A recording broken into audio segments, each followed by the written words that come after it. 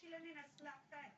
Suitcase ನಲ್ಲಿ ಇರ್ತಕ್ಕಂಥದ್ದು ಯಾವ್ದಾದ್ರು ಸ್ಫೋಟಕವ ಅಥವಾ ಬೇರೇನಾದ್ರೂ ಎಲೆಕ್ಟ್ರಿಕ್ ಡಿವೈಸ್ ಆದ್ರ ತಪಾಸಣೆಯನ್ನ ಕೂಡ ಮಾಡಲಾಗ್ತಾ ಇದೆ.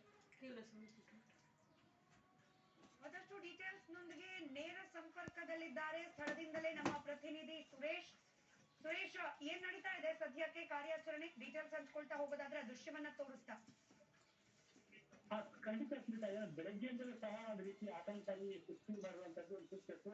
ಅದು ಸಹ ರಾಷ್ಟ್ರೀಯ ಹೆದ್ದಾರಿ ಪಕ್ಕದಲ್ಲಿ ಇವತ್ತು ಟಿಕೆಟ್ ನಡೆಸಿರುವಂತದ್ದು ಒಂದು ರೀತಿಯ ಆತಂಕಕಾರಿ ಅಂತ ಹೇಳ್ಬೋದು. ಯಾಕಂತಂದ್ರೆ ಬೆಳಗ್ಗೆಯಿಂದಲೂ ಸಹ ಸಾಕಷ್ಟು ಜನ ಕುತೂಹಲದಿಂದ ನೋಡ್ತಾ ಇರುವಂತದ್ದು. ಅದರ ಜೊತೆಗೆ ಏನು ಇವತ್ತು ರಾಜ್ಯದಲ್ಲಿ ಅಲ್ಲಲ್ಲಿ ಏನು ಬಾಂಬ್ ಸ್ಫೋಟ ಪ್ರಕರಣಗಳು ಗೋಚರವಾಗ್ತಾ ಇರುವಂತದ್ದು. ಇದು ಇವತ್ತು ಬರೋದು ಸಹ ಇಂಥದೇ ಒಂದು ಪ್ರಕರಣ ಬೆಳಕಿಗೆ ಬಂದಿರುವಂತದ್ದಂದ್ರೆ ಬೆಳಗ್ಗೆಯಿಂದಲೂ ಸಹ ಸುತ್ತೇಸು ಏನು ಪತ್ತೆಯಾಗಿರುವಂತದ್ದು ಸಹ ಒಂದು ರೀತಿಯ ಡೀಪ್ ಅಂತ ಬರ್ತಾ ಇರುವಂತದ್ದು. ಈಗಾಗಲೇ ಸ್ಥಳಕ್ಕೆ ಬೆಂಗಳೂರಿನಿಂದ ಏನು ಬಾಂಬ್ ನಿಷ್ಕ್ರಿಯ ಆಗಮಿಸಿರುವಂತದ್ದು. ಈಗಾಗಲೇ ಸ್ಥಳ ಪರಿಶೀಲನೆ ಮಾಡಿ ದೃಶ್ಯ ನೋಡಿದ್ರೆ ಇದೇ ಇರ್ಬೋದು ಒಂದು ದೊಡ್ಡ ಸ್ಫೋಟನ ಆಗಿರುವಂತದ್ದು.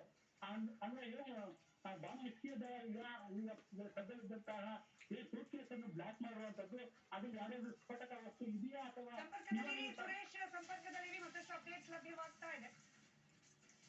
ಕೆಲವೇ ಕ್ಷಣಗಳಲ್ಲಿ ಸಿಎಂ ವಿರುದ್ಧ ಎಫ್ಐಆರ್ ಭವಿಷ್ಯ.